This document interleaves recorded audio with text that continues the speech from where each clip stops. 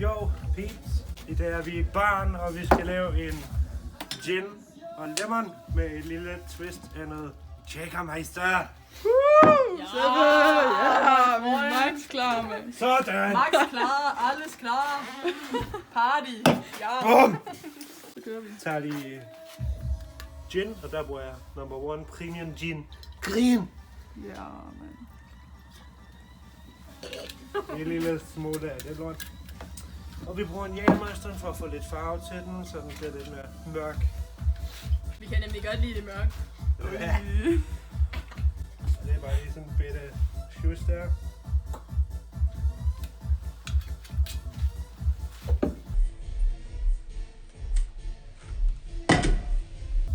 Skal der ikke have en cola, vel?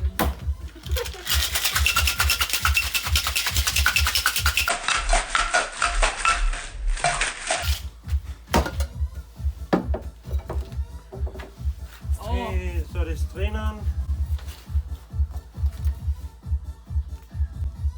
Hvad hedder sådan en? En strainer og Slaner.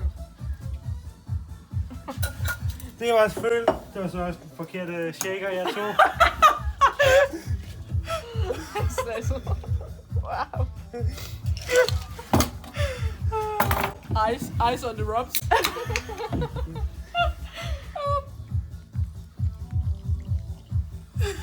Man kalder den også en isbjørn, for der er så meget is i.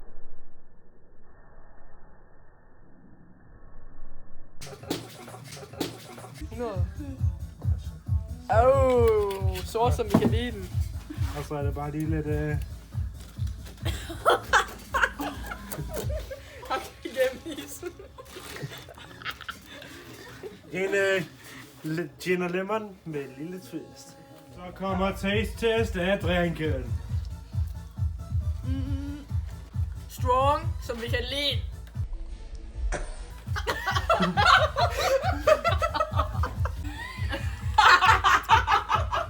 Hvor mange stjerner vil du give den?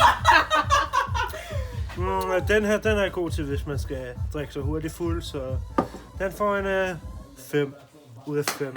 Fordi det godt blive hurtigt. Hvad vil I give dem? Hvad vil I give den? Jeg siger... Altså, det er jo perfekt, hvis der lige var lidt mere af det her i. Jeg kunne have lavet det meget bedre. Det vil jeg se, for jeg tror, det er... Jeg kan godt lide den selv. Jeg giver den en solid 4 ud af 5. Nej, jeg giver den 2. Og alligevel bliver du Jeg skal ved med at nemlig drikke køre den. hjem, ikke? Jeg skulle lige sige, ja, hvorfor drikker du så videre? Og det var 2 ud af 5 der, var det ikke det?